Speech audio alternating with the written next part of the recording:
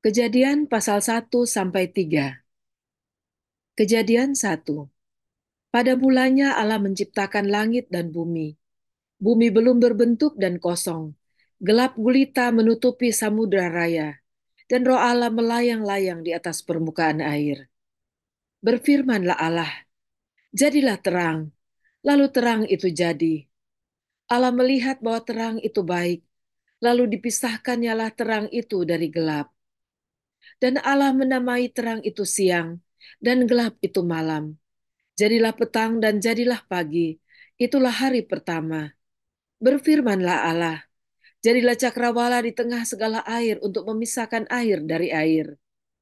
Maka Allah menjadikan cakrawala, dan ia memisahkan air yang ada di bawah cakrawala itu dari air yang ada di atasnya.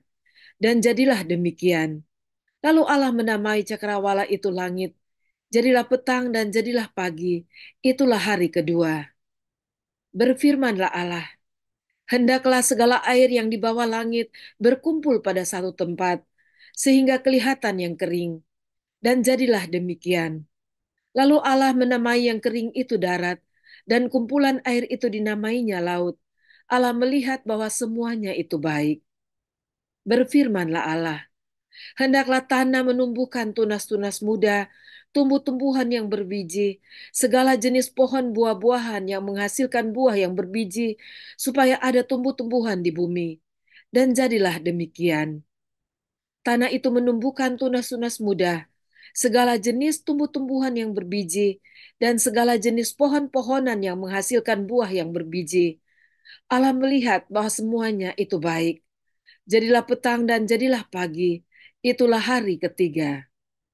Berfirmanlah Allah, jadilah benda-benda penerang pada cakrawala untuk memisahkan siang dari malam. Biarlah benda-benda penerang itu menjadi tanda yang menunjukkan masa-masa yang tetap dan hari-hari dan tahun-tahun. Dan sebagai penerang pada cakrawala, biarlah benda-benda itu menerangi bumi. Dan jadilah demikian. Maka Allah menjadikan kedua benda penerang yang besar itu, yakni yang lebih besar untuk menguasai siang dan yang lebih kecil untuk menguasai malam, dan menjadikan juga bintang-bintang. Allah menaruh semuanya itu di cakrawala untuk menerangi bumi, dan untuk menguasai siang dan malam, dan untuk memisahkan terang dari gelap. Allah melihat bahwa semuanya itu baik. Jadilah petang dan jadilah pagi. Itulah hari keempat. Berfirmanlah Allah, hendaklah dalam air berkeriapan makhluk yang hidup, dan hendaklah burung beterbangan di atas bumi melintasi cakrawala. Maka Allah menciptakan binatang-binatang laut yang besar dan segala jenis makhluk hidup yang bergerak, yang berkeriapan dalam air, dan segala jenis burung yang bersayap. Allah melihat bahwa semuanya itu baik. Lalu Allah memberkati semuanya itu, firman-Nya, berkembang biaklah dan bertambah banyaklah, serta penuhilah air dalam laut, dan hendaklah burung-burung di bumi bertambah banyak. Jadilah petang dan jadilah pagi, itulah hari kelima. Berfirmanlah Allah, hendaklah bumi mengeluarkan segala jenis makhluk yang hidup, ternak dan binatang melata, dan segala jenis binatang liar, dan jadilah demikian. Allah menjadikan segala jenis binatang liar dan segala jenis ternak dan segala jenis binatang melata di muka bumi. Allah melihat bahwa semuanya itu baik.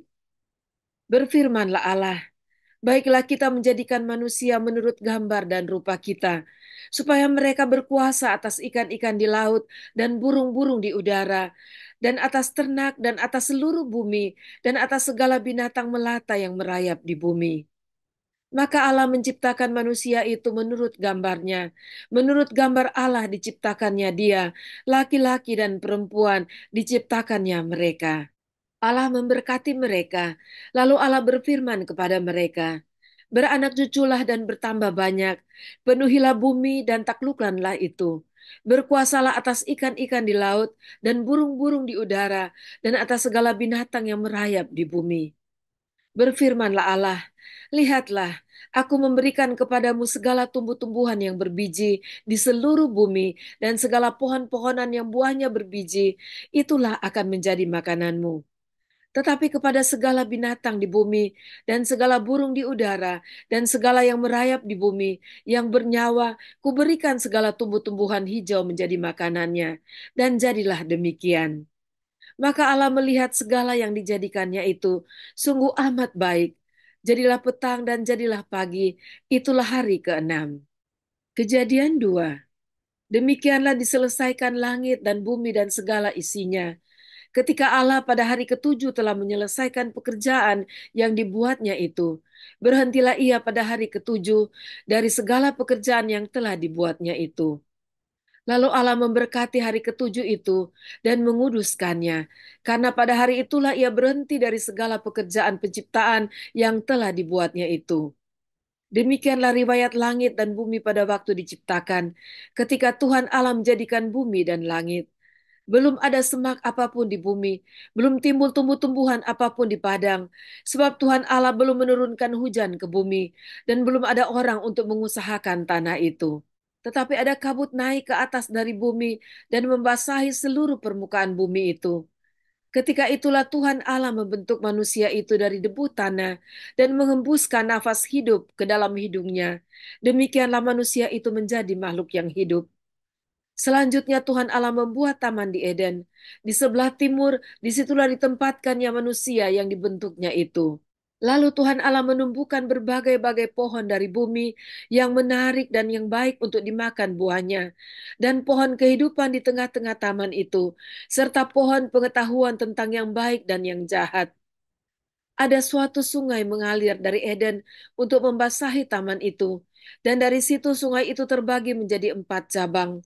Yang pertama namanya Pison, yakni yang mengalir mengelilingi seluruh tanah Hawilah, tempat emas ada. Dan emas dari negeri itu baik. Di situ ada damar bedola dan batu krisopras. Nama sungai yang kedua ialah Gihon, yakni yang mengalir mengelilingi seluruh tanah Kus. Nama sungai yang ketiga ialah Tigris, yakni yang mengalir di sebelah timur Asyur. Dan sungai yang keempat ialah Efrat.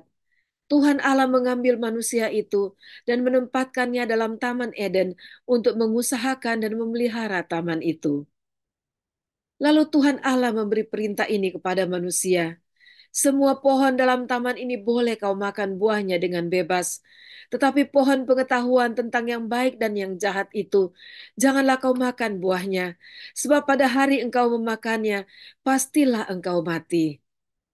Tuhan Allah berfirman, tidak baik kalau manusia itu seorang diri saja. Aku akan menjadikan penolong baginya yang sepadan dengan dia. Lalu Tuhan Allah membentuk dari tanah segala binatang hutan dan segala burung di udara. Dibawanyalah semuanya kepada manusia itu untuk melihat bagaimana ia menamainya.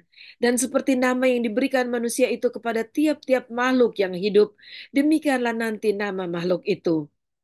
Manusia itu memberi nama kepada segala ternak, kepada burung-burung di udara, dan kepada segala binatang hutan. Tetapi baginya sendiri ia tidak menjumpai penolong yang sepadan dengan dia. Lalu Tuhan Allah membuat manusia itu tidur nyenyak. Ketika ia tidur, Tuhan Allah mengambil salah satu rusuk daripadanya, lalu menutup tempat itu dengan daging. Dan dari rusuk yang diambil Tuhan Allah dari manusia itu, dibangunnyalah seorang perempuan, lalu dibawanya kepada manusia itu. Lalu berkatalah manusia itu, inilah dia tulang dari tulangku dan daging dari dagingku. Ia akan dinamai perempuan, sebab ia diambil dari laki-laki. Sebab itu seorang laki-laki akan meninggalkan ayahnya dan ibunya dan bersatu dengan istrinya, sehingga keduanya menjadi satu daging. Mereka keduanya telanjang, manusia dan istrinya itu, tetapi mereka tidak merasa malu. Kejadian 3. Adapun ular ialah yang paling cerdik dari segala binatang di darat yang dijadikan oleh Tuhan Allah. Ular itu berkata kepada perempuan itu, tentulah Allah berfirman, semua pohon dalam taman ini jangan kamu makan buahnya, bukan? Lalu sahut perempuan itu kepada ular itu, buah pohon-pohonan dalam taman ini boleh kami makan. Tetapi tentang buah pohon yang ada di tengah-tengah taman, Allah berfirman, jangan kamu makan ataupun raba buah itu, nanti kamu mati.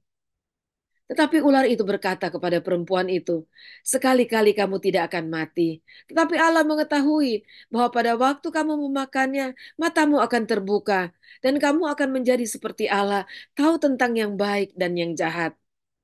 Perempuan itu melihat bahwa buah pohon itu baik untuk dimakan dan sedap kelihatannya. Lagi pula pohon itu menarik hati karena memberi pengertian.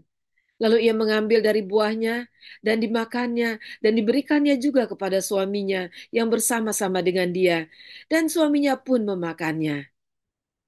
Maka terbukalah mata mereka berdua dan mereka tahu bahwa mereka telanjang. Lalu mereka menyemat daun pohon ara dan membuat cawat. Ketika mereka mendengar bunyi langkah Tuhan Allah yang berjalan-jalan dalam taman itu pada waktu hari sejuk, bersembunyilah manusia dan istrinya itu terhadap Tuhan Allah di antara pohon-pohonan dalam taman. Tetapi Tuhan Allah memanggil manusia itu dan berfirman kepadanya, "Di manakah engkau?" Ia menjawab, "Ketika aku mendengar bahwa engkau ada dalam taman ini, aku menjadi takut karena aku telanjang. Sebab itu aku bersembunyi." Firman-Nya, "Siapakah yang memberitahukan kepadamu bahwa engkau telanjang? Apakah engkau makan dari buah pohon yang kularang engkau makan itu?" Manusia itu menjawab, "Perempuan yang kau tempatkan di sisiku, dialah yang memberi dari buah pohon itu kepadaku, maka ku makan." Kemudian berfirmanlah Tuhan Allah kepada perempuan itu, "Apakah yang telah kau perbuat ini?" Jawab perempuan itu, "Ular itu yang memperdayakan aku, maka ku makan." Lalu berfirmanlah Tuhan Allah kepada ular itu, "Karena engkau berbuat demikian, terkutuklah engkau di antara segala ternak dan di antara segala binatang hutan. Dengan perutmu lah engkau akan menjalar, dan debu tanahlah akan kau makan seumur hidupmu. Aku akan mengadakan permusuhan antara engkau dan perempuan ini, antara keturunanmu dan keturunannya. Keturunannya akan meremukkan kepalamu, dan engkau akan meremukkan tumitnya." Firman-Nya kepada perempuan itu, "Susah payahmu pada waktu mengandung akan kubuat sangat banyak. Dengan kesakitan engkau akan melahirkan anakmu, namun engkau akan birahi kepada suamimu, dan ia akan berkuasa atasmu." Lalu firman-Nya kepada manusia itu, "Karena engkau mendengarkan perkataan istrimu dan memakan dari buah pohon yang telah kuperintahkan kepadamu, jangan makan daripadanya. Maka terkutuklah tanah karena engkau. Dengan bersusah payah engkau akan mencari rezekimu dari tanah seumur hidupmu.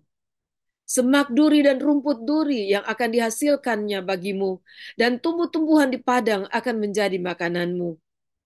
Dengan berpeluh engkau akan mencari makananmu sampai engkau kembali lagi menjadi tanah. Karena dari situlah engkau diambil, sebab engkau debu dan engkau akan kembali menjadi debu. Manusia itu memberi nama Hawa kepada istrinya, sebab dialah yang menjadi ibu semua yang hidup. Dan Tuhan Allah membuat pakaian dari kulit binatang untuk manusia dan untuk istrinya itu, lalu mengenakannya kepada mereka. Berfirmanlah Tuhan Allah, "Sesungguhnya manusia itu telah menjadi seperti salah satu dari kita, tahu tentang yang baik dan yang jahat. Maka sekarang jangan sampai ia mengulurkan tangannya dan mengambil pula dari buah pohon kehidupan itu dan memakannya sehingga ia hidup untuk selama-lamanya." Lalu Tuhan Allah mengusir dia dari Taman Eden supaya ia mengusahakan tanah dari mana ia diambil. Ia menghalau manusia itu, dan di sebelah timur Taman Eden ditempatkannya lah beberapa kerub dengan pedang yang bernyala-nyala dan menyambar-nyambar untuk menjaga jalan ke pohon kehidupan. Mari kita berdoa. Terima kasih Tuhan, kami bersyukur karena kami boleh dibukakan pengetahuan kami tentang kebenaran, yaitu Engkau Allah yang menciptakan langit dan bumi, dan Engkau yang menjadikan manusia. Dan kami melihat kisah sedih ini waktu manusia jatuh dalam dosa karena tidak taat kepada Engkau.